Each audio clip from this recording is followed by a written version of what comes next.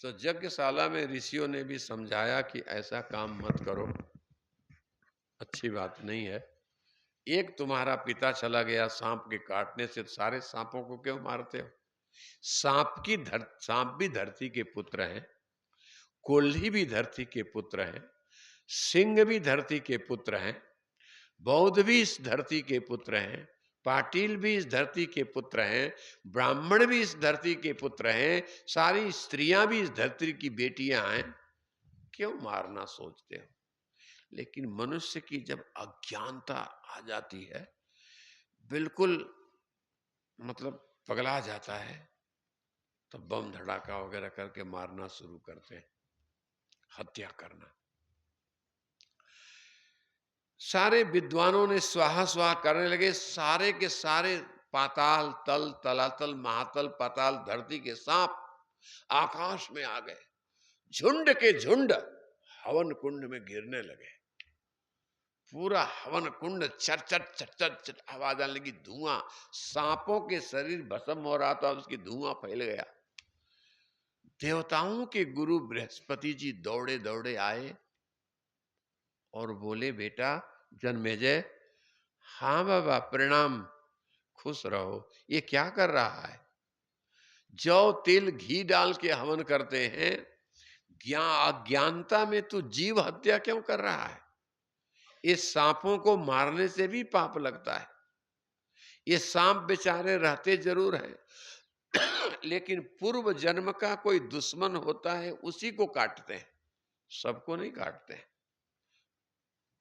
इसलिए बेटा तेरे पिता तो मुक्त हो गए, अब तुम सांपों को हत्या करके उसका पाप ले रहा है, कौन से नरक में जाएगा तू?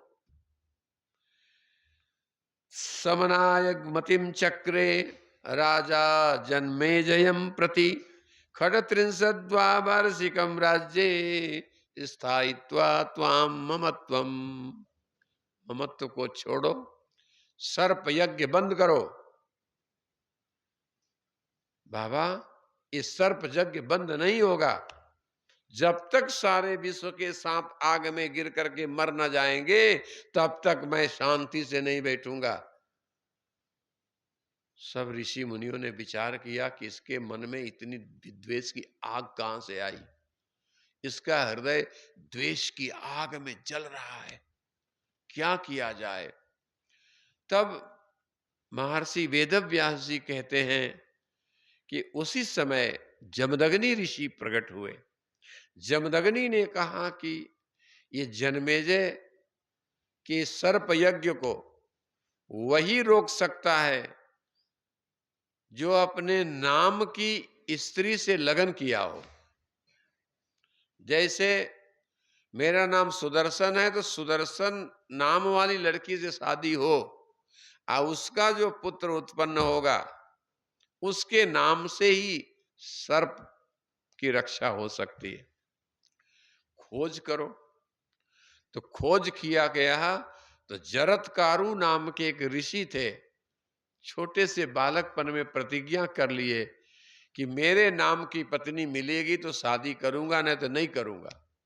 बहुत वर्षों बाद सुमंत मनु की एक कन्या थी, भूल से उसका नाम जरत्कारु रख दिए थे। वो देख करके जरत्कारु ऋषि समझ गए यही कन्या मेरे योग्य है। ऋषियों ने कन्यादान कर दिया और जरत्कारु ऋषि बड़े तपस्वी थे मेरे भाई बहनों। और एक दिन बोले, हे मेरी पत्नी जरत्कारु, आज मैं थोड़ा थक गया हूं, विश्राम करने जा रहा हूं, सूर्यास्त के पहले हमें उठा देना ताकि सूर्य भगवान को जल दे दूं। इतना कह करके वो सो गए। जरत्कारु इसी महान पतिव्रता थी। सूर्य जाने लगे तो सोची पति को उठा दूं, कहे तो हैं लेकिन घोर नींद में पत्नी को पति को भी उठाना नहीं चाहिए। उठाती हूं तो बहुत क्रोधी भी हैं, गुस्से में मुझे श्राप दे देंगे, छोड़ के चले जाएंगे। क्योंकि बासुकी नाग की वो कन्या भी थी। तो मेरे भाई बहनों, सूर्यास्त के समय पति को उठा दी। पतिदेव उठो, सूर्यास्त होने जा रहा है, तुम्हारा धर्म लोप नहीं होना चाहिए। और हम लोग इतने हैं, पूजा पाठ छोड़ करके भी कहीं चले जाते हैं, ये पूरब पश्चिम उत्तर पूजा पर। बहुत से लोग 2 दिन 4 दिन पूजा पाठ ठीक ठीक करेंगे, एक दिन छूट जाएगा, लगन चले गए, शादी में चले गए, इन भाई से मिलने चले गए। ये नहीं होना चाहिए। नियम भाई नियम रखना चाहिए, और नियम में कल्याण भी है। बोलिए दुर्गा मैया की। जरदकारु पत्नी ने उठा दिया। जरदकारु उठे,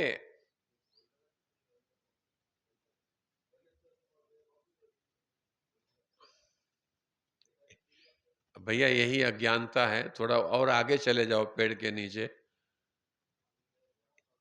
अरे बेवकूफ, यहां मत हल्ला करो, वहां जाओ बाहर।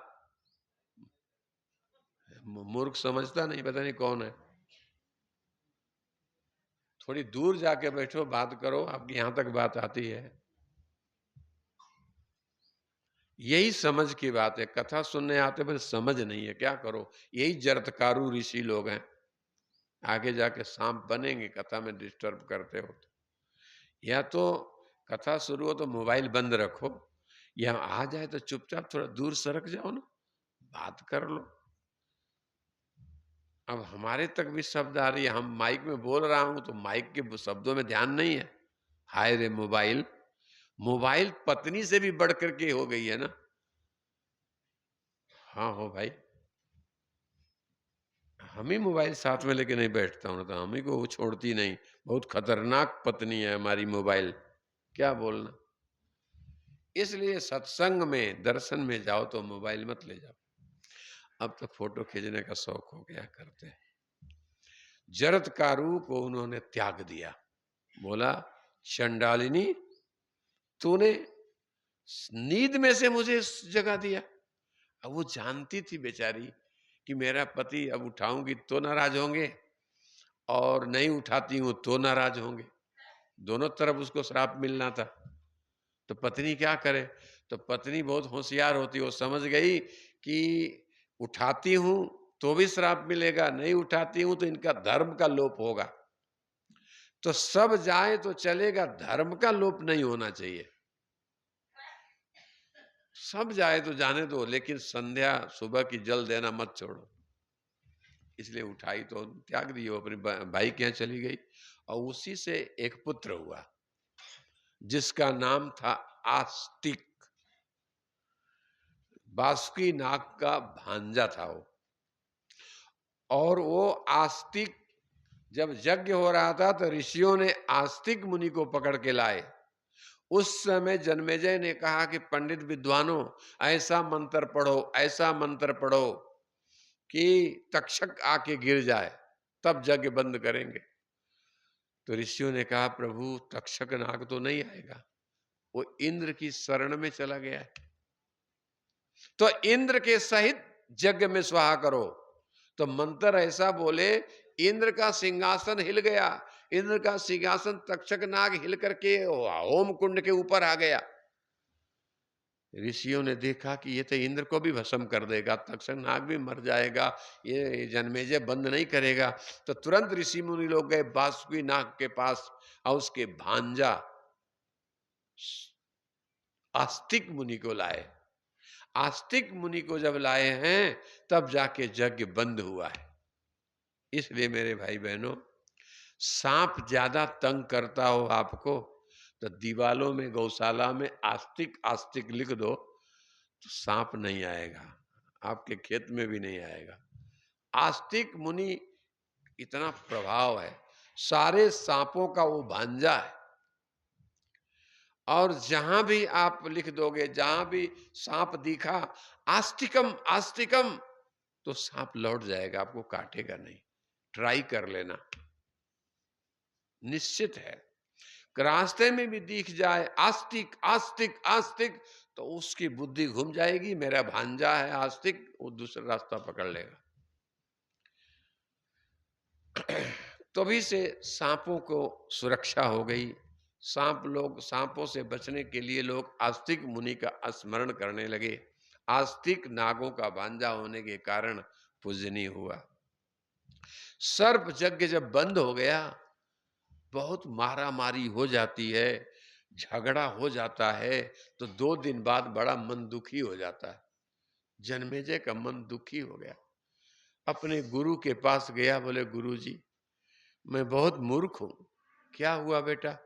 मैं क्रोध में आकर के लाखों सांपों को अग्नि में डाल के मार दिया, इतनी हत्या किया मैं, मेरे जीवन जीना नहीं चाहता हूं, अब मैं मर जाना चाहता हूं, मेरे से बहुत पाप हो गया है, बहुत सांप मारे गए हैं, इसलिए क्या करूं? तब जमदग्नि ने कहा कि बेटा तेरा चित्त अशांत हो गया है, देवी भागवत पुराण सुनो, कोई महाराज कोई बुला लो जो परमहंस हो। ये देवी भागवत कथाओं को सुनने के लिए भी वक्ता शुद्ध होना चाहिए, वक्ता ब्रह्मचारी होना चाहिए, वक्ता ब्राह्मण कुल का होना चाहिए। इतर कुल के मुंह से कितना भी भागवत सुन लोगे, उद्धार नहीं है। ब्रह्म कुल के जो बालक होते हैं, अगर ब्रह्म कुल के बालक कथा सुनाएंगे, उससे आपकी मुक्ति अवश्य होगी। इसी देवी भागवत में लिखा है कि निर्जगाम वनम त्यक्त्वा ब्राह्मण कुलस्य बालकः देवी भागवतस्य ददामि राज्य गजावै। अगर कथा सुनना है तो ब्रह्म कुल का बालक हो, ब्रह्मचारी हो और तपस्वी हो, भजन खूब करता हो, भगवान में प्रेम हो, किसी से द्वेष ना हो, किसी से झगड़ा लड़ाई ना हो, और ना मंदिर का द्रव्य खाता हो, क्योंकि आश्रम का मंदिर का जो धन खाता है उसका तेज नष्ट हो जाता है, उसमें शक्ति नहीं रहती है। हाँ, कथा कहानी भले सुना ले, लेकिन वो तेज नहीं रहेगा, तेज तो ब्रह्मवेत्ता में ही रहता है। इसलिए ढूंढो कोई ऐसा मिल जाए। तो जन्मेजय ने कहा, हे जमदग्नि मुनि ऋषि, आप ही सुना दीजिए, क्योंकि आप तो परम ब्रह्म ऋषि हैं। तब जमदग्नि महाराज ने आषाढ़ अपने आश्विन का महीना नवरात्रि के पावन पर्व पर जन्मेजय जी के गांव में जन्मेजय के हृदय के संताप दूर करने के लिए शुरू किया गया है। तो जन्मेजय उवाच, ये भी जन्मेजय भी पांडव वंश में आए थे। कहा गया है कि पवित्र वंश में पवित्र कन्याएं होती हैं, वो बहुत विद्वान होती हैं। पवित्र वंश में जो राजा लोग होते हैं, जो बालक होते हैं, उनकी भी बहुत कृपा है। आज हमारे सदगुरु वियोगी जी महाराज पवित्र व्यास कुल में जन्म लिए। व्यास कुल जन्मावतंसम वियोगी सदगुरुवे नमः। पराशर ऋषि के पुत्र थे व्यास, और उनके खानदान में आए, और परमहंस हैं वियोगी जी। जहां जहां गए कुछ लिए नहीं, आश्रम बना करके छोड़ते हुए हिमालय निगुन गेले। कहीं ममत्व नहीं था, मोह नहीं था। यहां तो हम लोगों को बेटों में मोह होता है, परंतु उनके तो कोई बेटा बेटी नहीं। उनके जो भक्त थे उन्हें भी छोड़ करके चले गए। हम तो शिष्यों को थोड़ा इकट्ठा किए हैं, पर वो तो हमसे भी परमहंस ज्यादा है, परम भक्तिमान है। कहीं मोह नहीं रहे। उमाली छोड़ करके, तरोड़ा छोड़ करके, उमरी छोड़ करके, सब वैभव। हम तो ऐसे हैं, एक रूम नहीं छोड़ पा रहे हैं ऊपर वाला। आज नहीं कल तो छोड़ना ही पड़ेगा, और रूम में भी किसी को जाने नहीं देता हूं। किस लिए जाने नहीं देते हो स्वामी जी? अगर कोई जाता है तो उसी में वो गप्पा मार के आएगा, इधर उधर की बातें करके आएगा। बहुत से लोग तो गए थे ऊपर, थूक दिए थे अंदर, फिर मैं अपने रुमाल से पानी पानी से धोया। ऐसे लोग हैं, बहुत से लोग चिढ़ते भी हैं, ये बाहर का महाराज आकर के यहाँ इतना सुंदर रूम बना के रहता है, थूक दो। ईर्ष्या के बस या प्रेम के बस भी आदमी थूक देता है। तो मैं साफ साफ कर लिया, तो सोचा अब नहीं, अंदर नहीं आने दूं, क्योंकि मेरा भजन ठीक से नहीं होता है। अगर आप जाओगे 2 घंटा बैठ जाओगे तो आपके कीड़े वहां आ जाएंगे, आपके परमाणु, और उससे मेरा मन भजन में नहीं लगेगा। अगर हम भजन कर रहा हूं और कोई आया धार ठोका, तो हमारा मन आपके तरफ भागता है, कौन आया होगा, दुलाबाई आई होगी, मिल लूंगा, चलो भाई। आप तो 15 मिनट मिलोगे, हमारा तो पूरा भजन छूट जाएगा ना 1 घंटे का। आप तो मिल के चले जाओगे, लेकिन मैं फिर वहां ऊपर जाने की इच्छा नहीं होती है।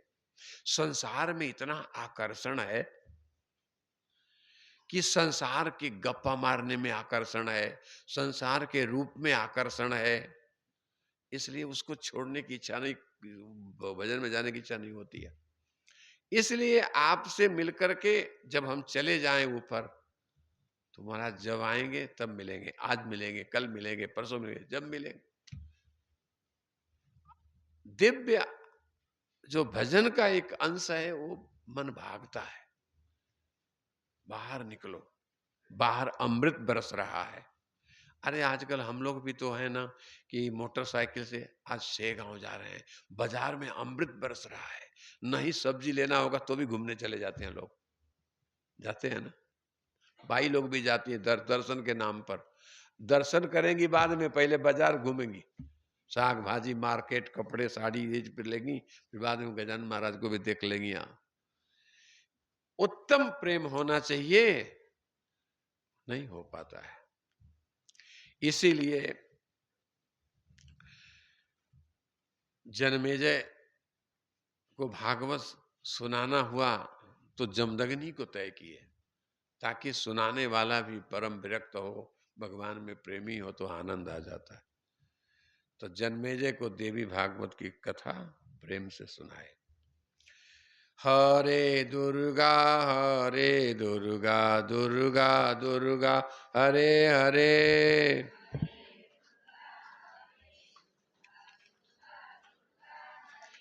हरे माँ माँ हरे हरे।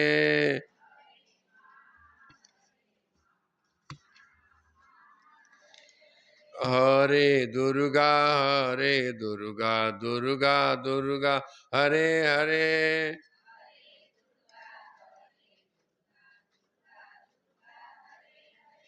हरे माँ माँ हरे हरे।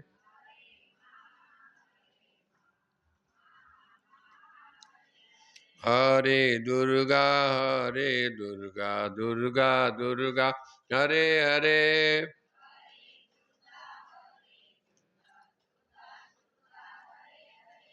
अब व्यास जी के चरणों में प्रणाम करके जन्मेजय पूछते हैं कि हे भगवान, आप देवी भागवत की कथा सुनाने जा रहे हो, तो आदि शक्ति महामाया सारे संसार में व्याप्त है, उन्हीं के हम पोरा पोरी हैं। तो हमारे द्वारा जितना भी सर्प हिंसा हुआ, क्यों हुआ, क्यों मेरे में विकृति आ गई, क्यों संसार के आकर्षण में फंस गया। संसार की आकर्षण बहुत है। आकर्षण कैसे है मैं बताऊं? ये जैसे फूल लिया ना, ये फूल को ऊपर फेंकोगे तो ऊपर रुकता है, कहाँ आता है? धरती पर। तो धरती में क्या है? गुरुत्वाकर्षण है। यानी आकाश में कोई चीज ठहरता नहीं है, जो भी यहीं आके धरती पर ठहर जाता है। इतनी पृथ्वी में ताकत है, बैकफुट कर लेती है, खींच लेती है। कोई भी पत्थर ऊपर फेंको, धरती माता जी खींच लेती है। आप भी ऊपर जाना चाहते हो ना तो आपको भी खींचेंगे। इसीलिए पूजा पाठ जब करो ना तो नीचे आसन बिछा लो। बिना आसन का अगर पूजा पाठ करोगे तो सब शक्ति धरती ले जाएगी। कम से कौन सा आसन बिछाओ, उसके लिए कुशा का आसन है, कंबल का आसन है, मजबूत आसन रखो नीचे, ताकि जब आप ध्यान पूजा करते हो तो शरीर में ऊर्जा प्रकट, शक्ति उठती है। जगत जननी माँ जगदम्बा की शक्ति जब उठती है तो नीचे आसन होगा तो कंट्रोल कर लेंगे, तो आपकी शक्ति बढ़ जाएगी। लेकिन हम लोग भक्ति भी करते हैं, बदमाशी भी करते हैं, धरती पे बैठ जाते हैं, प्लास्टिक की कुर्सी पे बैठ जाते हैं। प्लास्टिक की कुर्सी में भी आग रहती है। रात में रुमाल ले लो और प्लास्टिक की कुर्सी पर ऐसे मारो ना तो चिंगारी उड़ती दिखती है प्लास्टिक की कुर्सी में। आज ट्राई शाम को कर लेना, इसमें भी करंट है, प्लास्टिक में भी। और देखो ना, आज एक पतरा टीन का लेते हैं जिसको बोलते हैं, ऊपर लगा देते हैं, क्या बोलते हैं उसको, जिससे बिजली पैदा होती है, लगाते हो ना? अरे सौर ऊर्जा। तो सूर्य भगवान तो कितने दूर हैं, उनकी ऊर्जा उसमें आती है तो लाइट बल्ब हीटर भी जलता है। ऐसे ही मनुष्य के शरीर में जब ध्यान साधना करता है तो ऊर्जा बढ़ जाती है, तो जिसके सिर पर हाथ रख देगा उसको आशीर्वाद मिल जाता है। जिसको मार भी देगा झापड़ तो झापड़ कल्याण कर। यहाँ का काटेल है, काटेल में गुलाब बाबा थे। मैं बहुत छोटा था, उनसे मिलने गया, उस समय जलगांव आए थे। कई लोगों को नारियल फेंक के मारे, नारियल जिसको लग गया वो करोड़पति हो गया। बहुत से लोग तो गुस्सा जाते थे, नारियल मारते हैं बाबा कैसा है। लेकिन बहुत से लोग समझ जाते थे कि नारियल उनके हाथ का छुआ हुआ सिर पर गिरा कि व्यापार दूना हो जाता था। कई सेठ लोग अभी भी बताते हैं, काटेल महाराज, काटेल के गुलाब बाबा।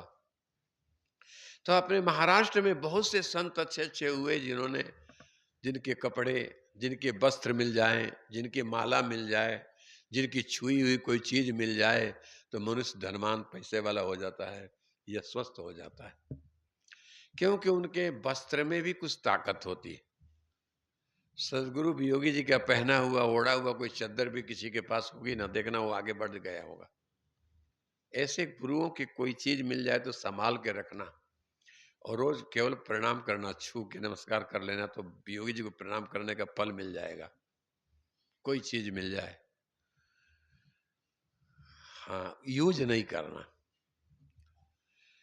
इस तरह से जन्मेजय ने पूछा कि भगवान मैं कौन सा ऐसा पाप किया था जिस पाप के कारण इतनी हत्या किया, इतने सांपों को मार दिया। तो बोली सुनो, तूने कोई भी सांप नहीं मारा है, कोई किसी को मारता नहीं है, तो कैसे होता है?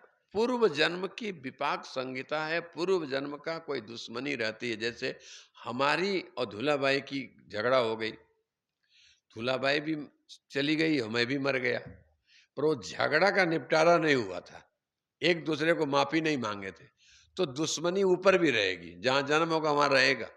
अब वो दुश्मन की जब तक मारा मारी नहीं हो जाएगी तब तक वो निकलेगा नहीं, ये दुश्मनी रहती है। इसीलिए तो जैसे किसी के हम 100 रुपया लिए, बोले भाऊ 100 रुपया दे दो, अच्छा काम है हमको, मैं 10 दिन में लौटा दूंगा, और नहीं लौटा पाया तो, नहीं लौटाया तो मर गया दोनों, तो वो उसके घर में बैल होके जन्म लेना पड़ेगा। ये जितने बैल लोग हैं ना, ये ऋणानुबंधी बैल हैं। भले आप पैसा से खरीदे हो, लेकिन जब तक उसका ऋण नहीं चुकेगा 100 रुपया का, तब तक वो बैल मरेगा नहीं, और बैल घर भी नहीं छोड़ेगा।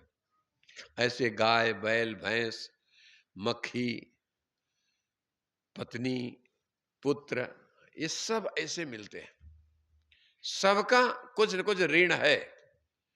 इसीलिए हम सोचता हूं कि किसी का न ले। मैं पढ़ा है देवी भागवत एक बार, तो मैंने याद है, तब से हम सोचता हूं कि किसी का कुछ ले, उसके बदले में उसको कुछ दे दे, ताकि दोनों बराबर हो जाएं। लिया हुआ, देखिए, लिया हुआ रुपया पैसा को कभी भूलना नहीं। अपना दिया हुआ भूल जाओ चलेगा, पर दूसरे का नहीं। हाँ, अगर मान लीजिए हमसे आप लोग लिए तो हमारे घर भी जहां भी जन्म लूंगा वहां आप लोग कुछ न कुछ बन के कुत्ता ही बन के आओगे, ड्यूटी करोगे, और जब ऋण चुक जाएगा तब वो कुत्ता मर जाएगा। ऐसा है। इसलिए तो बोले हम कौन सा पाप किए थे जो सांपों को मारा हूं? तो बोले सुनो, ये तो बहुत बड़ी घटना है, बताऊं? बोले हाँ बताइए ना। कश्यप ऋषि महाराज की दो पत्नियां थी। एक पत्नी का नाम था कद्रु और दूसरी पत्नी का नाम था विनीता। विनीता जगदम्बा मैया की परम भक्त थी और कद्रु वासुकी नाग की भक्त थी। अलग अलग भक्त लोग हो जाते हैं, कोई हनुमान जी को मानता है, कोई कृष्ण को, कोई किसी को, कोई किसी को, कोई किसी को। आपकी इच्छा, स्वतंत्र है, आप करें। कद्रु विनीता, विनीता की शादी कश्यप से उसको दो पुत्र हुए। एक पुत्र का नाम है अरुण और दूसरे पुत्र का नाम है गरुड़। अरुण सूर्य के सारथी हैं और गरुड़ भगवान विष्णु के सारथी हैं। एक दिन दोनों बहन, दोनों सौत, सौत कहेंगे, एक पति के दो पत्नियां हो तो आपस में दूसरे सौत हुई। सौत समझते हो ना? दो थे तो दोनों एक बार घूमने गई। कहा? इधर सागर के तरफ, जगन्नाथपुरी के आगे। और पहले जमाने में लोग उड़ते थे, हाजी भाई लोग भी उड़ती थी। शेगांव जाना हो ना तो टेम्पो फेम्पो नहीं था उस जमाने में, न बस फस कुछ नहीं थी। बस कंधे में झोली टांगे, साड़ी पहने, चला हो, फर्र उड़ गए। शेगांव गए, बाजार किए, फिर आकाश में उड़ के अपने घर आ गए। सब लोग उड़ते थे। वो तो उड़ करके लोग आकाश में ही मारामारी करने लगे तो भगवान ने कहा ये बदमाश हो गए हैं, नीचे करो, नीचे रहो। तो धरती माता जी ने हमको पकड़ लिया, ये धरती ने पकड़ लिया, फिर अब उड़ नहीं सकते। यंत्रों के द्वारा उड़ा जाता, पहले सब उड़ते थे। तो उसी समय कद्रु और विनीता दोनों माए उड़ता धावता धावता धावता सागरा कड़े गिले। कद्रु ने कहा कि विनीता दीदी, क्या है दीदी? देखो देखो सूर्य भगवान निकल रहे हैं, तुम्हारा बेटा लाल लाल दिख रहा है। सबसे पहले जब सूर्योदय होता है तो अरुणोदय होता, अरुणोदय उसको बोलते अरुणोदय झाला, माने गरुड़ जी का भाई अरुण निकलता है। और उसके देखते देखते घोड़े के पूंछ को देखे तो कद्रु ने कहा विनीता, घोड़े का पूंछ काले काले है ना? मैं तो बूढ़ी हो गई हूं, मुझे आंख से दिखता नहीं है, काले हैं कि सफेद है मुझे नहीं पता। चल घर चलते हैं, कल सुबह आके देखेंगे। लेकिन शर्त है, अगर घोड़े का पूंछ काला हुआ तो तू मेरी दासी हो जाना, अगर घोड़े का पूंछ पांडरा हुआ तो मैं तेरी दासी हो जाऊंगी। ठीक? पक्का? पक्का। दोनों आ गई घर, रात में सोई और रात में ही कद्रु के सांप माता, कद्रु सांपों की माता कद्रु थी। कद्रु ने रात में अपने नागों को बुलाई, हे नाग, ये मेरी सौत विनीता को दासी बनाना है, तुम लोग चले जाओ, सुबह में सूर्य भगवान के घोड़े के पूंछ में लटक जाना, काले काले नाग हो, तो ये हार जाए मैं जीत जाऊं। हाँ मां। नागों ने कहा कि माता चिंता मत करो, हम ऐसा ही करने वाले। तो मेरी बहनों, नाग देवता जाकर के पूंछ में लटक गए, पूंछ काली काली दिखने लगी। अब ये दोनों बहनें 5 बजे सुबह का सूर्योदय देखने के लिए अरुणाचल प्रदेश में गई। अरुणाचल प्रदेश जहां पर वो है, वो भूटान, भूटान के आगे अरुणाचल प्रदेश आता है। अरुणाचल प्रदेश में जब ही पहुंची हैं, कद्रु ने कहा कि अरे विनीता देख देख, सूर्य के पूंछ, सूर्य के घोड़े के पूंछ काले काले हैं। नहीं जी सफेद है, पाया ना? कद्रु ने दूर से देखी, अरे हाँ, ये तो सूर्य भगवान के घोड़े के पूंछ काले हैं, तो तू मेरी दासी हो गई ना? हाँ। बहुत से माताएं होती है ना, तो बड़ी बहन छोटी बहन को दासी बना ही लेती है। यहाँ नहीं, अपने गांव की बात करते हैं। तो दासी बन गई हो। और दासी बनने के बाद कद्रू बोली कि हे विनीता, तू दासी तो तेरे बेटे भी दासी। मेरे बेटे, हाँ, पूरा खानदान दास हो गए, हम जो कहेंगे वही मेरी चलेगी, क्योंकि सांपों की मां की चलेगी। मुझे भी, तेरे बेटा गरुड़ है ना, वो विष्णु भगवान को लेकर आकाश में उड़ता है, तो मुझे पीठ पर बिठा करके आकाश में उड़े। ठीक है, बुला देती हूं। गरुड़, गरुड़ जी आए। हाँ मां, बेटा तू विष्णु भगवान को पीठ पर बिठा करके उड़ते हो? जी, उनका वाहन हूं। अच्छा, तो मैं नागों की माता की दासी हो गई हूं, तो इनके बेटों को भी घुमाना पड़ेगा।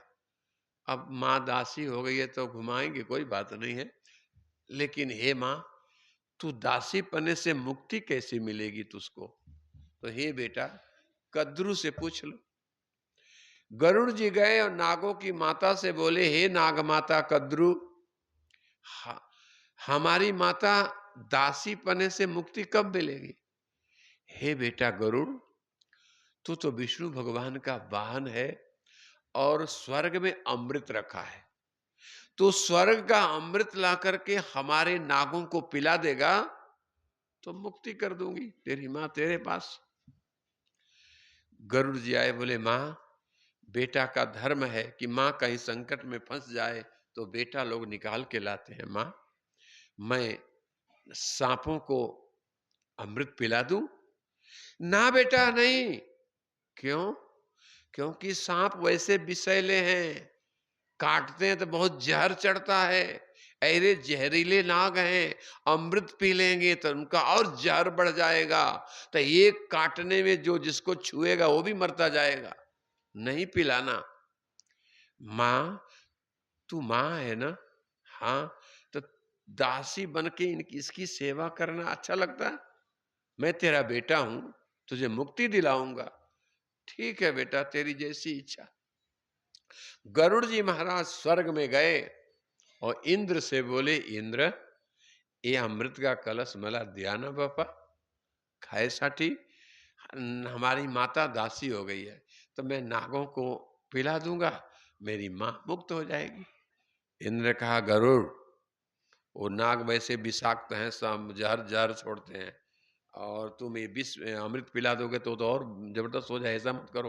तो एक काम करो, हम अमृत का कलश ले जाते हैं, कहीं छिपा देंगे, उनको बोलेंगे स्नान करके पियो, तो स्नान करने जाएंगे, लौट के आएंगे, तब तक तो उठा लाना।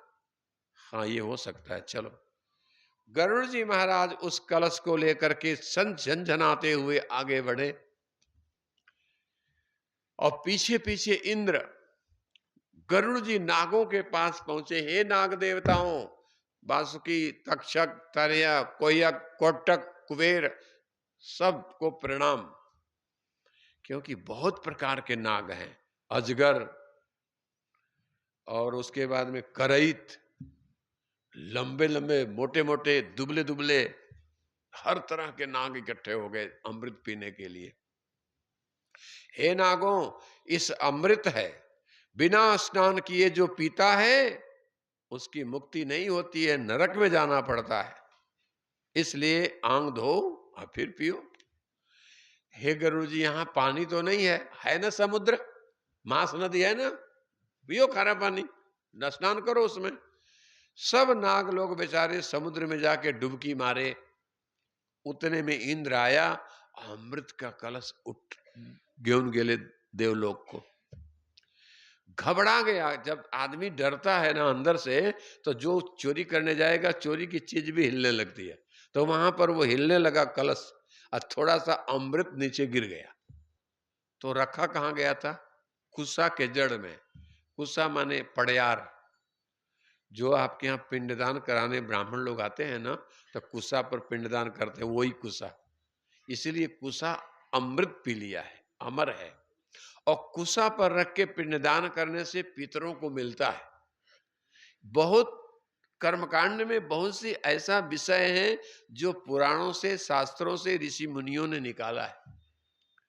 इसलिए अमृत का कलश लेके भाग गए। सांप स्नान करके आए तो सांपों ने देखा अमृत, कलश तो नहीं है, कलश कहाँ गया, कलश गया। तो कुछ से चालू जो सांप थे वो चाटने लगे, और चाटे तो सांप का जीभ फट गया, 2 जीभ हो गए। आज भी पकड़ के देख लेना, सांप के 2 जीभ होती है, एक जीभ से डंक मारता है, एक जीभ से चाटता है।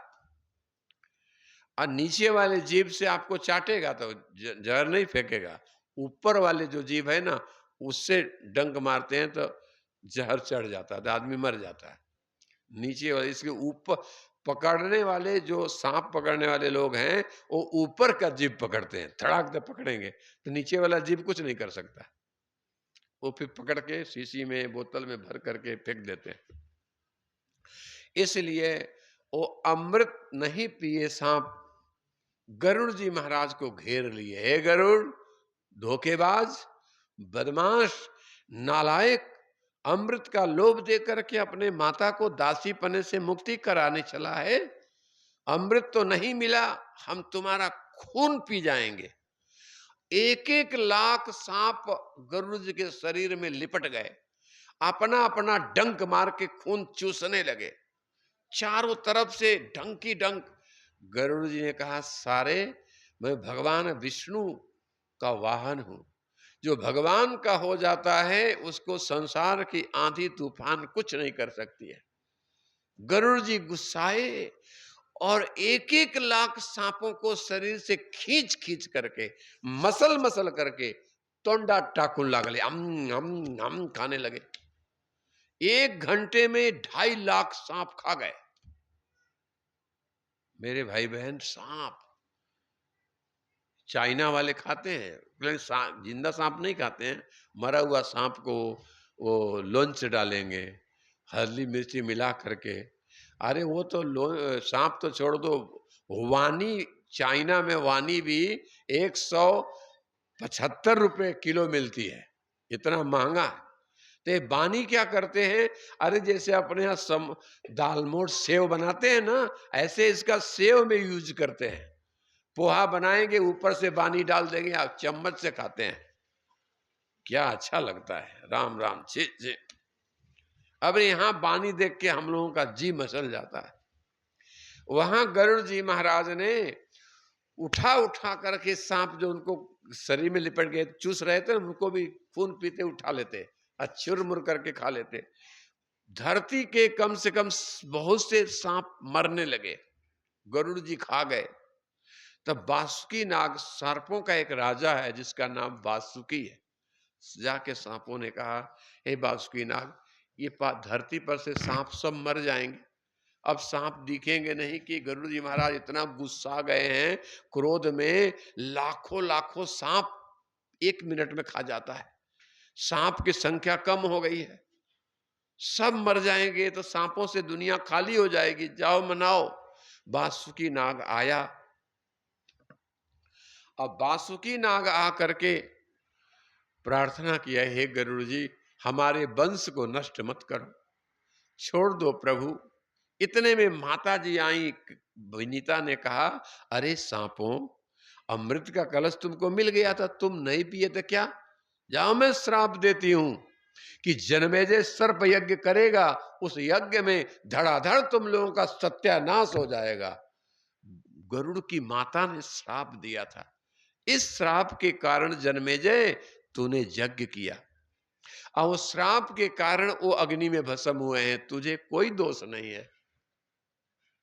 मेरे भाई बहनों, ऐसी कथा है कि मनुष्य जब करता है तो गुस्से में आके बहुत गलत काम कर जाता है, अब पीछे पछताता है। बिना विचारे जो करे सो पीछे पछताय, काम बिगाड़े आपनो जग में हो हंसाए। जो बिना सोचे विचारे काम करते हैं, उनको सब कर्मों से निकलना पड़ता, जेल में भी जाएंगे, जूता चप्पल भी खाएंगे, गांव में आएंगे तो मुंह लोग नहीं उसका देखेंगे, कितनी बड़ी गलती होती है। इसलिए सोच लो, विचार लो कि ये काम करने जा रहा हूं, इससे अच्छाई होगी कि बुराई होगी, बदनामी होगी क्या होगी, सोचो ना। सोच के कदम उठाओ। लेकिन हम सोचते नहीं हैं, चल देते हैं। चल दोगे तो उसका भोग तो भोगना ही पड़ेगा, बहुत तकलीफ होती है। पहले सोच लो कि कुआं में गिरेंगे तो क्या होगा, और नहीं गिरेंगे तो क्या होगा, गिरने के बाद क्या होगा, ये सोचनो। कुआं में गिरोगे, निकालने वाले लोग होगे तो निकाल भी देंगे, नहीं तो मर भी जाओगे। इसलिए बिना विचारे जो करे सो पाछे पछताए। बिना विचारे जो काम किया जाता है उसमें पछताना ही हाथ लगना है। जिंदगी भर गांव में रहोगे तो भी लोगों की सामना नहीं कर पाओगे। इसलिए ऐसी गलत काम करने के पहले 10 बार सोचो। मौसी प्रणाम, बैठ जाओ, कथा सुनना है ना, बैठ बैठ बैठो, बैठ बैठ, यहाँ बैठ जा, नहीं बैठेगी। बोलिए दुर्गा मैया की। हरे दुर्गा, हरे दुर्गा, दुर्गा दुर्गा हरे हरे।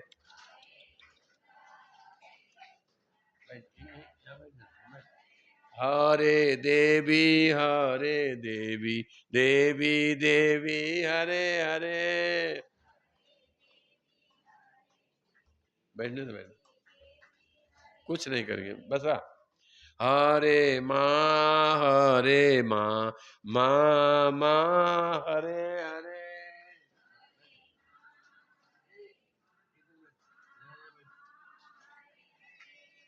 हरे माँ, हरे माँ, माँ माँ हरे हरे।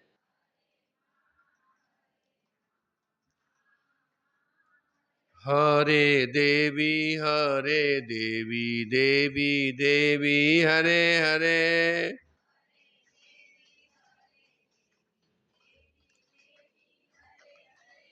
हरे दुर्गा, हरे दुर्गा, दुर्गा दुर्गा हरे हरे।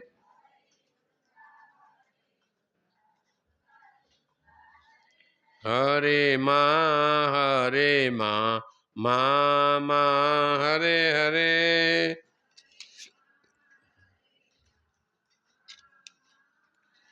हरे देवी, हरे देवी, देवी देवी हरे हरे।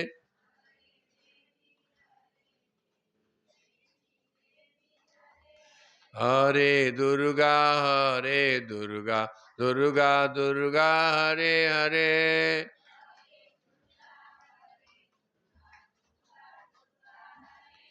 हरे माँ, हरे माँ, माँ माँ हरे हरे।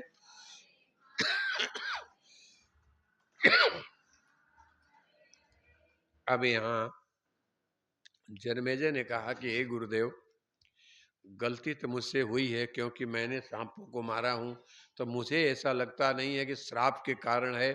कुछ भी हो, इस शरीर से जो हुआ है वो कैसे दूर होगा? बोले देवी भागवत की कथा सुनने से होगा। तो देवी भागवत की कथा सुनाइए ना गुरुदेव। गुरु जी ने बोले मंडप मंडप बनाओ। मंडप बन के तैयार हुआ, पूजन वूजन हुआ, जगत जननी माँ जगदम्बा का, भुवनेश्वरी का कलश स्थापन हुआ, और 5-7 लोग देवी भागवत का पाठ करने लगे। फिर गुरु जी महाराज धीरे धीरे समझाने के लिए राजा जन्मेजय को ब्रह्मांड उत्पादक प्रश्न शुरू किए। इसके उत्तर में व्यास जी का पूर्व काल में नारद जी के साथ जो संवाद हुआ था, उस संवाद की कथा सुनाते हैं। आज अब तृतीय स्कंद शुरू करता हूं। 2 स्कंद पूरा हुआ, और तीसरे स्कंद में आप देखेंगे तो जन्मेजय ने कुशा के आसन पर बैठ करके और 9 दिन कथा सुने। 9 दिन सुनने का विधान है। भागवत 7 दिन का है, तो 9 दिन सुनोगे तो कल्याण होगा। 9 दिन तो सुना ही नहीं पाऊंगा, क्योंकि देवी भागवत बहुत बड़ा है, पूरी नहीं होती है। जहाँ जहाँ कथा किया देवी भागवत में, वहाँ वहाँ आधा छोड़ना ही पड़ता है, जगत जननी मैया मेरे पर नाराज हैं, वो पूरा होने नहीं देती हैं। छोड़ छाड़ करके 8 दिन में तो पूरा होगा ही नहीं, क्योंकि अभी अभी दुर्गा जी का ये चल रहा है प्रोग्राम, तो दो द्वितीया में 3 तीसरा दिन है ना, तो बहुत मुश्किल है। लेकिन फिर भी दुर्गमा प्रश्न धारोयम कृतो राजस्तयधुना ब्रह्मादीनां समुत्पत्ति कस्यादिति महामते। जमदग्नि ऋषि ने कहा कि हे जन्मेजय, ये सारे संसार में जब संसारी लोग मिलते हैं तो संसार की गप्पा मारते हैं। हमने क्या किया, तुमने क्या किया, यही चर्चा करते हैं। हमने घर बनाया तो गुरुजी लोग, गुरुजी हमने घर बनाया, चलिए देखिए ना, बहुत अच्छा संडास बनाए हैं, बहुत अच्छा बाथरूम बनाए हैं, वो दिखाने लोग ले जाते हैं। हमने बोला संडास बाथरूम कोई देखने की चीज है जी? रसोई घर दिखाओ ना, तो रसोई घर बना वो भी दिखा दो, गुरुजी देखेंगे तो गलती होगी तो बता देंगे। इसीलिए पहले जड़ को समझो, फिर बाद में ऊपर के पत्तियों को समझो। आजकल लोग क्या है, पत्ती बहुत सुंदर है लेकिन नीचे देखते नहीं है। इसलिए ऊपर हवा में उड़ने वाला कब नीचे आ जाए रे भाई, कब नीचे आ जाए। ऊपर मत देखो, बस बहुत सुंदर है लेकिन चक्के बेचारे, रोड के ऊपर लोग जो घान करते हैं ना, वो घान में से चक्का निकलता होगा, कितना दुखी होता होगा चक्का बस का, मल मूत्र में से निकलता है। लेकिन लोग बस देखते हैं ऊपर का भाग, नीचे चक्के को कोई नहीं देखता। जो चक्का तुमको यहां से उड़ाता हुआ यूल खेड़ काल खेड़ होता हुआ सेगांव ले जाता है, वो चक्का ना हो तो बस जाएगी कहीं। इसलिए मूल को पकड़ो, मूल क्या है। तो मूल सबसे पहले, मूल में सारी सृष्टि में पानी ही पानी था, समझो ना, जल जल, उसके अलावा कुछ नहीं था। भगवान नारायण जल के सागर में सोए थे आराम से, लक्ष्मी जी पैर दबा रही थी, तो भगवान भी ऊब गए। बोले अरे यार, इतना दिन हो गया, ये खाली अकेले लक्ष्मी जी को देखते देखते तंग आ गया हूं, कोई नया देखना चाहता हूं, क्या करूं। ऐसा इच्छा किए तो उनके नाभि से एक कमल का फूल निकला। कमल का फूल निकलते उस कमल के फूल के ऊपर 4 मुंह वाले ब्रह्मा जी प्रकट हो गए। ब्रह्मा जी ने कहा, अरे इकड़े पानी ही पानी, तो मांगे क्या है। तो मांगे देखे तो उधर भी पानी, इधर भी पानी है। पानी में मेरा जन्म कैसे हो गया, तो कहां से आया हूं, कौन हूं। इसके लिए वो सिर नीचे किए, पैर ऊपर किए और कमल के डंठल में, कमल के नाल में घुस गए। 100 वर्षों तक कमल के नाल में घूमते रहे लेकिन पता नहीं मिला कि मैं कहां से आया हूं। जब ब्रह्मा जी को पता नहीं लगा जन्म स्थान का, तो हम लोगों को कैसे पता लगेगा। नहीं, हमें पता है कि इस मां से जन्म लिए हैं, पर मां कहां से आई। पता है कि आजी से हुआ, तो आजी कहां से आई, आजोबा, कितनी पीढ़ी ऊपर से देखना चाहिए। यानी देखा जाए तो कितनी पीढ़ियां आई और मर गई, लेकिन जन्म और मरण चालू है। आदमी जन्म लेता है तो कहां से आता है किसी को पता नहीं, मर जाता है तो कहां जाता है ये भी किसी को पता नहीं। लेकिन चिट्ठी जब लिखी जाती है ना, तो लिखते हैं, मेरे आजोबा स्वर्ग लोग गेले, स्वर्ग गए, पता है स्वर्ग गए, नरक में गए कि स्वर्ग में गए, कहां कुछ पता नहीं है किसी को। लेकिन लेने की प्रतिज्ञा लिखते हैं कागज पर, उस पर क्या बोलते हैं, पोस्ट कार्ड पर, माझा वडील, माझा पिता, माझा आजोबा फला फला तारीख को फला फला समय पर देवलोक पाम्या। अब कौन से लोग गए हैं कुछ पता ही नहीं, लेकिन लिखते हो देवलोक गए कि नरक में, कुछ पता नहीं है ना।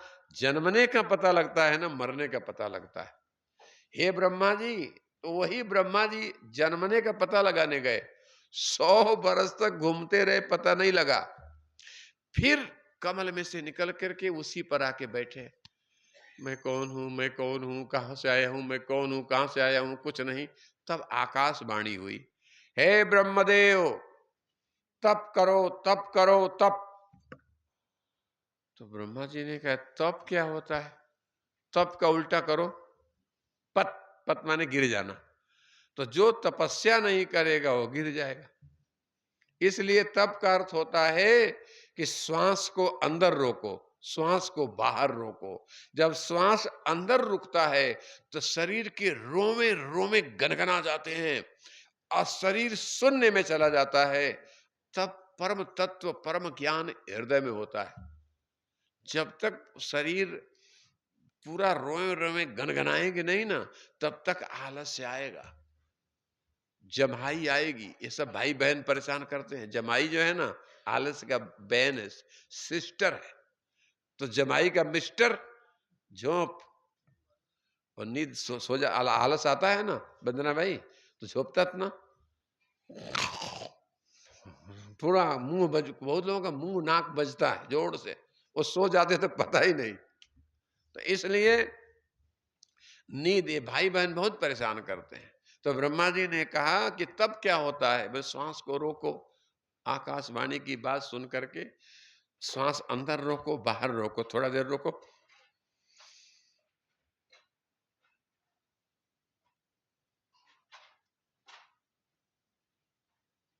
आप लोग भी रोको, रोको जोर से, बाहर बाहर रोको श्वास,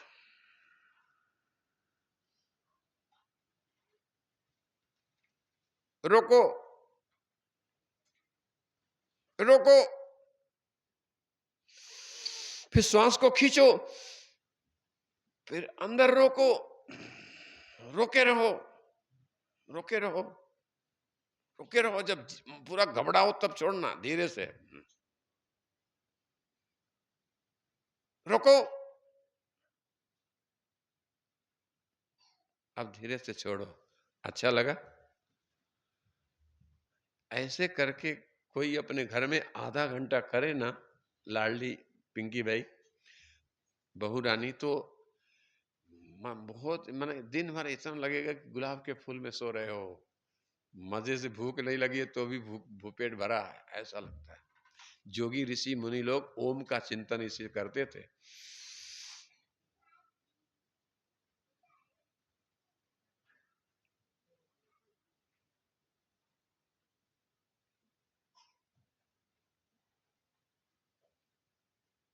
अब धीरे से छोड़ा। तो ऐसे अगर आधा घंटा भी करोगे ना तो रोग शोक नहीं होगा। 76 वर्ष का बुढ़ा, अभी मैं हंस हंस के बोल रहा हूं, आप लोग जब 80 पार करोगे तो क्या हालत होगी। इसलिए श्वास को अंदर रोको, बाहर रोको, तो शरीर की बीमारी भाग जाए। कैंसर फैंसर बहुत बीमारी नष्ट हो जाती है। लेकिन हमको आजकल स्कूलों में सिखाया ही नहीं जाता है। खाली सिखाते हैं परीक्षा पास करो, नौकरी मिल जाए, नौकर बनना चाहते हैं। ये आध्यात्मिकता सीखने के लिए कोई राजी ही नहीं है। तो इस तरह से ब्रह्मा जी ने श्वास को अंदर रोका, बाहर रोका। जब श्वास प्रबल हो गया, चिंतन बढ़ा, मैं कौन हूं, मैं कौन हूं, मैं कौन हूं, तो धड़ाक दे विष्णु भगवान प्रकट हो गए। विष्णु भगवान प्रकट हुए तो उनके नाभि से निकला था। विष्णु भगवान भी सो रहे थे। जगत जननी मां जगदम्बा उनके ऊपर प्रकट हो गई। आदि शक्ति महामाया, महामाया को देखकर विष्णु भगवान ने कहा, परात्पर भुवनेश्वरी माता आप? हाँ विष्णु, आपके नाभि से ब्रह्मा जी उत्पन्न हुए हैं और आप दोनों मूर्छित हैं। आप दोनों तप करो, मेरा आशीर्वाद है। इतना कह के जगदम्बा अंतर ध्यान हो गई। तब ब्रह्मा जी बोले कि विष्णु क्या करें? अभी माँ ने नहीं कहा तो करो तपस्या, हम भी करते हैं। तपस्या करते हैं तब ब्रह्मा जी संसार बनाए हैं। देखना, ख्याल करना, तपस्या के द्वारा ही संसार बना है। अगर तपस्या ब्रह्मा जी में न होती तो इतना सुंदर नीम का पेड़, तरबूज, खरबूज, केला ने कौन बनाता हो? ब्रह्मा जी तप किए, तब जाके धड़ाधड़ इतने सुंदर स्त्री पुरुष, पोट्टे पोट्टियां, सुअर डुकर, मच्छी मच्छर, क्या क्या नहीं ब्रह्मा जी ने बनाया, धड़ाधड़ धड़ाधड़ धड़ाधड़। तप के आधार पर मनुष्य चाहे तो बहुत कुछ कर सकता है। आज हम लोग तपस्या से दूर हो गए, खाली खाते हैं, सोते हैं, झगड़ा करते हैं, चिंता करते हैं, मेरे बेटे का क्या, मेरे पत्नी का क्या, मेरे परिवार का क्या, पर ईश्वर के बारे में कुछ सोचते नहीं। विष्णु भगवान भी आंखें खुल गई, अब बोले हे ब्रह्मा जी हम भी तप करते हैं। तप का मतलब यही है कि श्वास को अंदर रोकना, बाहर रोकना और शरीर की ऊर्जा को बढ़ाना। जब शरीर की ऊर्जा बढ़ती है तब जगत जननी पराम्बा दर्शन देती है। जब ब्रह्मा जी आ गए, विष्णु भगवान आ गए, उसके थोड़े पल में भगवान भोले बाबा भी प्रकट हो गए। जगत जननी मां जगदम्बा अष्टभुजी 8 भुजाओं को धारण करके मां आ गई। बेटा नारायण, हाँ मां आज्ञा करिए, हम अपने हृदय से निकाल करके अपने हृदय की टुकड़ा तुम्हें दे रही हैं। हे ब्रह्मा, ये तुम ले लो। इनका नाम क्या होगा?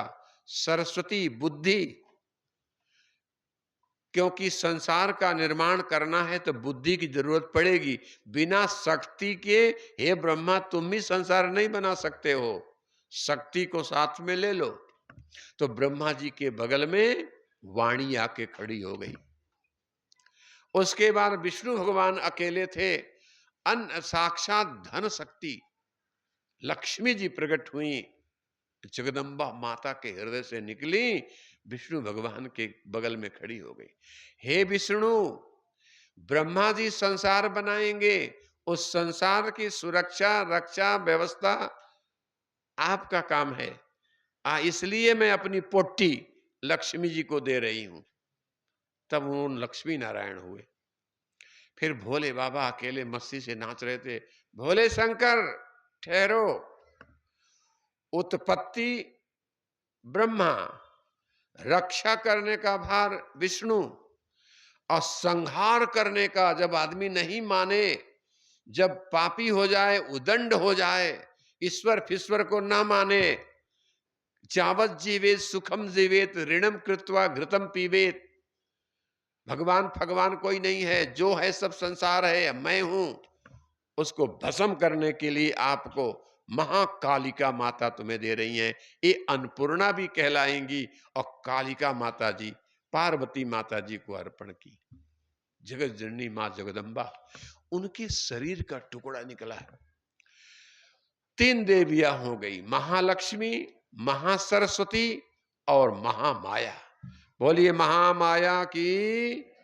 ये तीनों शक्तियां 3 देवों के पास आई और जगदम्बा ने आज्ञा दिया, सृष्टि की चालाकी से रचना करो ब्रह्मा, और हे विष्णु लक्ष्मी को लेकर संसार का संरक्षण करो, और हे भोले बाबा जब ब्रह्मा जी नहीं ठीक बनाए तो बिगाड़ देना, तुम संहार करना।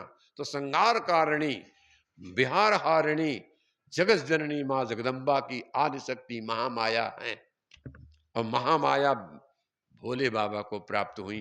महामाया जब नृत्य करने लगी, भोले बाबा बोले बहुत आनंद, सो गए, तो महामाया भगवान शंकर के वक्षस्थल पर नाची, तांडव नृत्य किया।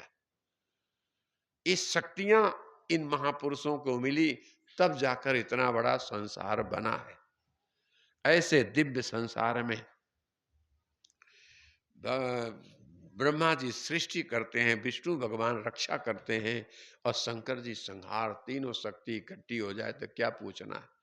बोले दुर्गा मैया की। हरे दुर्गा दुर्गा दुर्गा हरे हरे।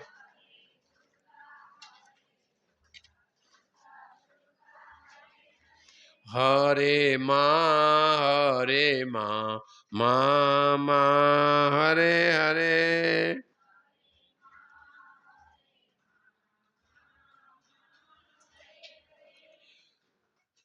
जनमेजय ने हाथ जोड़कर प्रणाम किया और कहा कि हे भगवान, विष्णु भगवान भी माया की शक्ति के अलावा अकेले कुछ नहीं कर सकते। नहीं कर सकते, शक्ति चाहिए। पुरुष भी कुछ नहीं कर सकता, पुरुष के बाद में शक्ति है तो करता है, नहीं तो भक्ति भी करना मुश्किल है। इसलिए आदि शक्ति महामाया में लाडली बहनों, पुरुषों से ज्यादा ताकत स्त्रियों में होती है। अगर कोई दुख कष्ट हो जाए तो स्त्रियां रो लेती हैं, बाल नोच नोच के खूब रोती हैं, हल्की हो जाती हैं। अब पुरुष को घमंड है, पुरुष जल्दी रोएगा नहीं, वो रोए तो वो भी हल्का हो सकता है, लेकिन वो रोता नहीं है ना, इसलिए अकड़ू हो जाता है, अकड़ जाता है, झुक नहीं पाता है। और जो झुकता है वो भक्ति का रूप बन जाता है। इसलिए भवानीम केशनाचार्या प्रवदन्त्य अखिलार्थदम आदिमायां महाशक्तिम प्रकृतिम पुरुषानुगम ब्रह्मैकता सपत्नाम सृष्टि स्त्यंतकारिणीम मातरम सर्वभूतानां देवतानां तथैव च अनादिनिधनां पूर्णां न्यायिकां सर्वजंतुषु। इसके बाद में ब्रह्मा जी जब सृष्टि करते हैं तो सबसे पहले ब्रह्मा जी निवेदन किए कि हे पराम्बा मैया, हम कुछ भी करने के पहले आपके चरणों में प्रणाम करना चाहते हैं। हे ब्रह्मा, हे विष्णु, आप पहले महामाया के मंदिर में आना चाहते हो, कोई बात नहीं है, आप पधारो। कहाँ मां? मणिचक्रिका नगरी, यानी बैकुंठ से ऊपर भी भुवनेश्वरी लोक है, जहां पर करोड़ों करोड़ों स्त्रियां सुंदर सुसज्जित होकर के निवास करती हैं। वहां मेरा रूप भुवनेश्वरी का होता है। मेरे रोवे रोवे में करोड़ों करोड़ों ब्रह्मांड है। एक एक ब्रह्मांड में एक एक ब्रह्मा, एक एक विष्णु, एक एक शंकर जी हैं। हाँ माता रानी, वही देखना चाहते हैं। तो चलिए मणिचक्रपुर, तीनों देवियां, तीनों देव को लेकर के पराम्बा मैया, विद्या स्वरूपा संसार रूपी वृक्ष हैं जगत जननी, उनके लोक में प्रवेश करते हैं। जैसे ही भुवनेश्वरी लोक के गेट पर पहुंचे, धड़ाकते ब्रह्मा जी लेडीज हो गए, विष्णु भी स्त्री बन गए, शंकर जी भी स्त्री बन गए। बढ़िया साड़ियाँ उड़ियाँ पहन के, आधा किलो सोने का नथ लगा लिए, बढ़िया जटाओं में चूड़ी उड़ी हाथ में पहन करके, साड़ी उलाव पहन करके, बढ़िया घुघटा मार करके, और तीनों के तीनों जगदम्बा के नगर में प्रवेश करते हैं। जब जैसे महल में पहुंचे, करोड़ों करोड़ों नारियां पूरब पश्चिम उत्तर दक्षिण स्वागत में खड़ी हैं। ये कौन है? ये सब जगदम्बा मैया की सखियां हैं। इतनी पैदल चलते चलते ब्रह्मा विष्णु महेश को 6 दिन लगे। 6 दिन में भूख भी नहीं लगी और प्यास भी नहीं लगी, क्योंकि ऊपर जाओगे ना वैकुंठ में और भुवनेश्वरी लोक में भूख प्यास नहीं लगती है, केवल घूमो बस। भूख और प्यास यही लगती है भारत में नीचे। जब भूख और प्यास नहीं लगेगी तो ऊपर खाना बनाने की भी जरूरत नहीं है, पानी रखने की भी जरूरत नहीं है। क्या बढ़िया जीवन है। हम तो कहते हैं तरोड़ा वाले चलो वहीं चलते हैं, सारे यहाँ बहुत झंझट। रोज सुबह भोजन बनाओ, रोज शाम को बनाओ, रोज सुबह भोजन बनाओ, रोज शाम को बनाओ, बहुत झंझट है। अब जैसे अभी कथा छूटेगी तो यहाँ तो भोजन मिल जाता है, लेकिन नहीं होता तो घर में बनाना पड़ेगा, मसाला पीसना पड़ेगा, सब्जी काटनी पड़ेगी, छौंकना पड़ेगा, तावा से ढकना पड़ेगा, बीच बीच में चमचे से चलाना भी पड़ेगा। चम्मच के बिना सब्जी बनेगी नहीं, और चम्मच के बिना कोई नेता होता भी नहीं, चम्मच जरूरी है जी। हाँ, बड़े बड़े नेताओं को बड़े बड़े चम्मच की जरूरत पड़ती है। जब दाल भात निकालना हो तो चमचे से निकाला जाता है, तो नेता लोग अपने अपने हर गांव में नगर में चमचा छोड़ देते हैं। वो चमचा जरूरी, चम्मच ना हो तो कैसे भात ठंडा करोगे, सब्जी ठंडा करोगे, चम्मच पाइजिए। हे मेरे भाई बहनों, इसलिए जगत जननी मां जगदम्बा का वैभव देख करके जब आगे बढ़े, ब्रह्मा ने देखा कि दुर्गा जी के नख में करोड़ों करोड़ों लोग हैं, रोडे हैं, शहर है, पेड़ है, नदियां हैं, नाना प्रकार के लोग खा रहे हैं, पी रहे हैं। केवल अंगूठे के चरण में 27 लाख ब्रह्मांड मिला। जगत जननी कोई हल्की फुल्की थोड़ी है जी। जगत जननी मां जगदम्बा की जो साड़ी पहनती हैं, वो साड़ी के आंचल में 2.5 लाख हवाएं निवास करती हैं। उनके चूड़ियों में 55 लाख, उनके नाक के नथ में 30 लाख, उनके नेत्रों की पुतली में 35 लाख, उनके बाल के केसों में 1 करोड़ 10 करोड़ नारियां निवास करती हैं चारों तरफ। माने स्त्रियों से ही पूरा शरीर भरा है। अंग प्रत्यंग छोटी मोटी हवाएं शक्तियां उड़ती फूटती रहती है। जगत जननी मां जगदम्बा का मणिलोक जब देखा गया, तो जगदम्बा आद्या शक्ति महामाया का जो महल, ब्रह्मा विष्णु में चकित हो गए। जैसे उस महलों में पहुंचे, तो बहुत बड़ी बड़ी ऊंची ऊंची गोरी गोरी स्त्रियां खड़ी थी, डंडा लेकर के। डंडा वहां लगा दी। ए ब्रह्मा, कहां जा रहे हो? आद्या शक्ति का दर्शन करने। अंदर नहीं जा सकते हो। क्यों? क्योंकि तुम्हें अगर जाना ही है तो जाओ, हम मना नहीं करेंगी। लेकिन कहां के ब्रह्मा जी हो? हैं? ब्रह्मा जी तो हूं, कहां के हो? अब ये तो पता नहीं है कि कौन से जिला, जिला उला नहीं मालूम है। पहले जिला उला थोड़ी था, लोग रहते थे। कौन से गांव के हो? वो भी हमको पता नहीं है। अब पता बताओ तब अंदर जा सकते हो। कोई ब्रह्मा विष्णु, मैं विष्णु, तुम कौन से विष्णु हो? तो बोले कि माता रानी जी और भी विष्णु है क्या? हाँ, जगत जननी मां जगदम्बा के अंग प्रत्यंग में एक एक लोक है। उन लोकों में अलग अलग ब्रह्मा है, विष्णु है, शंकर जी हैं। कितने हैं? 33 करोड़ ब्रह्मा विष्णु शिव हैं। अरे बाप रे बाप, तब तो घबरा गए। जगदम्बा मैया ने कहा, बेटियों आने दो, ये मृतलोक के ब्रह्मा जी हैं। हाँ मृत्युलोक के? हाँ मृत्युलोक के काले काले लोग होते? बोले हाँ। और ये विष्णु, ये भी मृतलोक के हैं। ये शिव जी मृत्युलोक के हैं। तो द्युलोक, महलोक, जल लोक, तप लोक, लोक लोकांतर के बताओ? बोले वो सब लोग अभी नहीं आएगा, अभी ये मृतलोक वाले ही आए हैं। बुलाओ। दर्शन हुआ। जगत जननी मां जगदम्बा के चरणों में जाकर के प्रणाम करते हैं। उसी समय वैष्णवी, शाकंभरी, ब्राह्मी, बासवी, वारुणी, बाराई, नारसिंही, संसार रूपी कष्टों को निवारण करने वाली मोक्षदायिनी, सब सखियां आकर के उनका स्वागत करती हैं। दीदी, ब्रह्मा जी बोले, हम दीदी नहीं है, दीदा हो। ये यहां लोक में कोई पुरुष है ही नहीं, आप हमारी ब्रह्मा जी दीदी हो। जगदम्बा ने कहा, हाँ हाँ बोलो, यहाँ कोई पुरुष सब तो है नहीं है, यहाँ के पुरुष एक भी नहीं है, सब दीदियां ही दीदियां हैं, सब ताइयां ही ताइयां हैं। विष्णु भगवान बोले, हमको माला मत पहनाओ, हम विष्णु हैं। अरे हट, विष्णु नहीं है, विष्णु दीदी हो, विष्णु ताई हो। हम ताई हैं। अब बहुत बुरा लगा। जगदम्बा ने कहा, हे विष्णु और हे शिव, सारा संसार प्रकृति ही स्त्रीमय है। सारे संसार में स्त्रीत्व प्रबल है, पुरुषत्व कम है। पुरुष तो मरे जैसे हैं। ताकत जगत जननी मां जगदम्बा से लेते हैं, शक्ति मैं प्रदान करती हूं। तब जन्म होते ही वो पोट्टे उठ करके चलने लगते हैं। अगर हम शक्ति खींच लें तो पुरुष उठ नहीं पाएगा। बड़ा करने का काम भी मेरा है, गोद में खिलाने का भी काम मेरा है, पैर में मालिश करने का काम भी मेरा है, अंगुली पकड़ के पुरुष को चलाना भी मेरा काम है।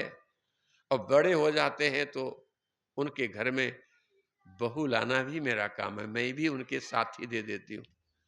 मर जाते हैं तो अर्थी बनकर के मैं ही आती हूँ और अपने भुवनेश्वरी लोक को लाती हूँ।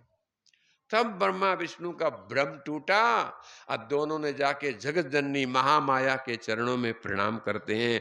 महामाया आशीर्वाद दी और बोली कि हे बेटा विष्णु, हे शिव जी, देखो ना यहाँ कोई पुरुष है नहीं मैया, यहाँ के पेड़ पौधे वृक्ष सब लेडीज दिख रही है, ये घर मकान सब स्त्री दिख रही है, ये लोहे का घेरा हो रहा सब स्त्रियां हैं, ये सब माई को एक सब स्त्री है, कोई पुरुष है ही नहीं यहाँ। बोलिए दुर्गा मैया की। ये जगत जननी महामाया का दरबार है। इस दरबार में चारों तरफ शक्ति ही शक्ति है। उड़ा के ले जाने की शक्ति, पानी में डुबा देने की शक्ति, हवा में प्रसारण करने की शक्ति, भोजन करके पचाने की शक्ति, खून को शरीर में दौड़ाने की शक्ति और बोलने की शक्ति, आंख से देखने की शक्ति, कान में से सुनने की शक्ति, सब शक्तियां ही शक्ति है। अब देवी भागवत में पुरुष का कोई अधिकार नहीं है भाई। जब कृष्ण आएंगे तो उनको कहूंगा नचाओ सब, अभी नहीं। देवी भागवत में लिखा है कि पीड्यन्ते दानवै पापै कुत्र धर्मा व्यवस्थिति भुवनेश्वरी महादुर्गा सदाचारा समबांधवा। सभी बांधवताई लोग हैं। भुवनेश्वरी लोग देख करके बोले ब्रह्मा जी, अब हम लोग लेडीज ही बने रहेंगे कि जेंट्स बनेंगे? अब यहां से निकलो बाहर तब पता लगेगा ना, यहां तो कोई पुरुष है ही नहीं है। भुवनेश्वरी से आज्ञा लो, मां हमें क्या आज्ञा है? आज्ञा यही है ब्रह्मा, तुम सरस्वती को साथ में लेकर, ये सरस्वती साथ नहीं रहेगी तो संसार का निर्माण तुम नहीं कर सकते हो, नदी नाले पहाड़ वगैरह नहीं बना सकते हो। शक्ति को साथ में ले जाओ। विष्णु तुम लक्ष्मी जी को साथ में ले जाओ, जब पॉकेट में पैसा रहेगा तभी तुम सबकी सेवा कर सकते हो। नेताओं के झोली में, बाबाओं की बोली में और डाकुओं की गोली में पैसा ही पैसा रहता है, शक्ति ही शक्ति रहती है। इसलिए जाओ आज भारत में घूमो तो नेताओं की झोली में खूब पैसा है, बाबाओं की बोली में बहुत बड़े बड़े महात्मा लोग जब प्रवचन कथा करते हैं लाखों अरबों रुपया कमाते हैं, है पैसा। स्वामी जी मैं बाबा नहीं हूं, मैं आपका आजोबा हूं, मेरे पास कुछ नहीं है, आया गया, मेरा नाम है आया और गया राम, आया और गया राम। बोले आपका बैंक बैलेंस वो भी कुछ नहीं है, नील है, बैंक में भी पैसा ज्यादा नहीं है, 2-4 रुपया रखता हूँ, कभी बीमार उमार पड़ जाऊं तो गोली खाने के लिए, बाकी कुछ नहीं है। जलम में खाता है, और खाता में भी हम सोचता हूं कि 2 एकड़ खेती है, 1 एकड़ में तो आश्रम में 1 एकड़ का पैसा आएगा खाता में, तो हम हर 2-4 महीने में जाता हूं जलम, तो खाता में कुछ नहीं आता है। यहाँ के लोग भी बहुत होशियार हैं, अपने अपने खेत का बीमा करा करके पैसा बैंक में डाक लेते हैं और सदगुरु वियोगी जी के नाम को सूखा ही रखते हैं। कोई माई का लाल तरोड़ा में नहीं है जो 5 मिनट वहां से थोड़ा पता करे कि आश्रम के खाते में भी 100, 200, 500 आ जाए ताकि पान सुपारी का काम चले। लेकिन बाहर दुनिया किसी का ध्यान नहीं। बोले ये बाबा करता है ना, करने दो, स्वामी जी करता है ना, करने दो। अरे मर जाएंगे तो थोड़ी करने आऊंगा, जब तक जिंदा हूं तभी आऊंगा बेटा। इसलिए अभी से खाते में थोड़ा बोलो कि आश्रम की भी बीमा हो जाए। खाता है लेकिन 5 पैसा भी अभी तक ग्राम पंचायत वालों ने हमारा खाता ही नहीं खुलवाया। आश्चर्य करता हूं, बाकी गुजरात वगैरह में बहुत मानते हैं लोग, यहाँ के कितने कड़क लोग हैं, कड़क सरपंच लोग हैं कि हम और खाता खोलेंगे, सबका भला करेंगे लेकिन आश्रम का नहीं करेंगे। मत करो, आपका ही है, करो या मत करो, मर्जी आपकी है। इसलिए मोक्षदाम च मुमुक्षूणाम कामदाम च फलार्थिनम, जगत जननी मां जगदम्बा ने आदेश दिया ब्रह्मा विष्णु महेश को, जाओ मृतलोक में। दोनों मृतलोक में जब आए, जैसे भुवनेश्वरी लोक को पार किए आजी, तैसे वो लेडीज से जेंट्स हो गए, रूप ही बदल गया। ब्रह्मा जी बोले विष्णु 4 मुंह आ गया, अरे नीचे पॉइंट आ गया, साड़ी कहाँ गई, चूड़ी कहाँ गई, उड़ गई। प्रभु चलो अब मृतलोक में, तो ब्रह्मा विष्णु महेश यहाँ आए।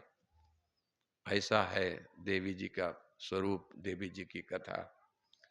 आज दुर्गा मैया प्रकट हुई हैं, हाथ जोड़ के प्रणाम करो उनके चरणों में। अब आगे की कथा, आद्या शक्ति का प्रभाव का वर्णन आगे करेंगे। अब समय हो गया है, 1 बजने में 5 मिनट बाकी हैं। अब आपको और आगे की कथा सुनाएंगे लगभग 2 बजे, तो 2:15 बजे। जब तक बहनों आप लोग भजन गाना, गप्पा नहीं मारना, माइक लगा देंगे। और वियोगी जी का गीत है, देवी जी का गीत है, शंकराचा गीत है, शंकर भगवान का भी गीत है।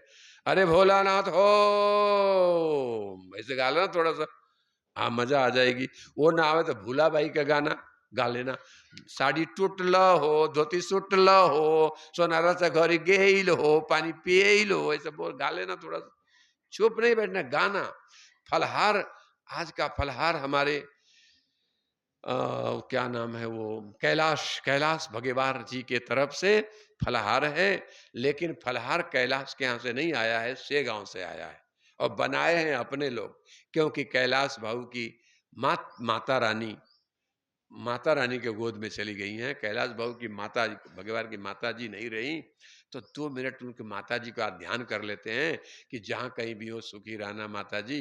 कैलाश बाबू भगवान की माँ वो गुजर गई, तो उसके प्रत्यत आज है, लेकिन उसका कोई परिवार छुआ नहीं है। ये तो सामान शिवा दादा लाए हैं सेगांव से, और यहाँ बना है, और आश्रम में बना है। अभी वो कैलाश का पैसा भी नहीं लिया हूँ, कुछ नहीं, वो तो 13 दिन होने के बाद, जब तक नहीं लेना है। तो वो सामान आया, वो आप लोग फलाहार ले सकते हो, कोई दोष नहीं है। अगर दूर से वो कह दे कि हमारे नाम का बाजार से लाके बना खा लो, तो दोष नहीं होता है। हाँ, उनके हाथ का छुआ हुआ नहीं खाना। इसलिए सब लोग फलाहार लेना। और गुरु जी है ना, तुम खाओगे तब तुमको हमको पाप लगेगा, क्योंकि मैं झूठ कहता नहीं, सत्य छोड़ता नहीं। इसलिए बड़े हृदय पूर्वक फलाहार लेना। और जो भी माताएं बहन बेटियां, गांव के लोग श्रद्धा से देना चाहते हो बरगनी, बिट्ठू काका बाहर बैठे हैं पावती लेकर के, तो अपना पावती फड़ा सकते हो। नाम मेरे पास आएगा तो उनका नाम भी उच्चारण कल से या करेंगे, ठीक है। अभी 2-4 नाम ही आया है, जब नाम आ जाएगा तो बोलेंगे। और थोड़ा दक्षिणा, क्या बोलते हैं, देणगी बढ़ा देना, महंगाई है ना। इसलिए पहले महादेव बाबा थे तो 15,000 20,000 में हो जाता था, अभी नहीं होता है। तो थोड़ा थोड़ा हिम्मत करना, थोड़ा थोड़ा। गोवर्धन पहाड़ जब कृष्ण उठाए ना, तो ग्वाल बालों ने लाठी लगाया था, तो आप लोग भी थोड़ी डंडा लगा देना, तो हम जीत जाएंगे। हाँ? गुरु बाबा को हराना हो तो हरा देना, जिताना जिता देना, आपका ही तो हूँ। तो इसलिए बरगनी भी जमा करना धीरे धीरे, और महाप्रसाद की तरफ भी बढ़ रहे हैं, और कथा की तरफ भी बढ़ रहे हैं। फलाहार भी बैठे बैठे लेना, अब भजन भी गाना। बोलिए दुर्गा मैया की। हरे दुर्गा, हरे दुर्गा, दुर्गा दुर्गा हरे हरे।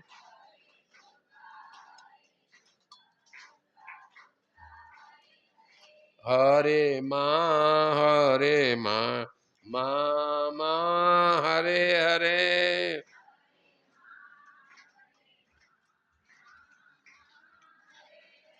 हरे दुर्गा, हरे दुर्गा, दुर्गा दुर्गा हरे हरे।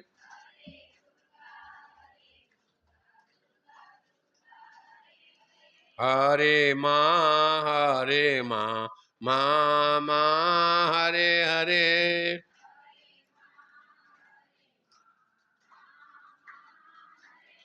हरे दुर्गा, हरे दुर्गा, दुर्गा दुर्गा हरे हरे।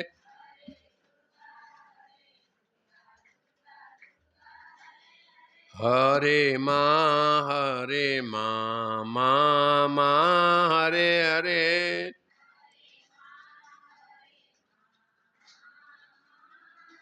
बोलिए दुर्गा मैया की, जगत जननी माँ भवानी की, महालक्ष्मी की, महामाया की, महाकालिका की, आज के आनंद की, धर्म की, धर्म की, अधर्म का, अधर्म का, प्राणियों में, प्राणियों में, विश्व का, विश्व का, विश्व का। हर हर महादेव, हर हर महादेव, हर हर महादेव। पार्वती पर्वत शंकर भगवान की जय।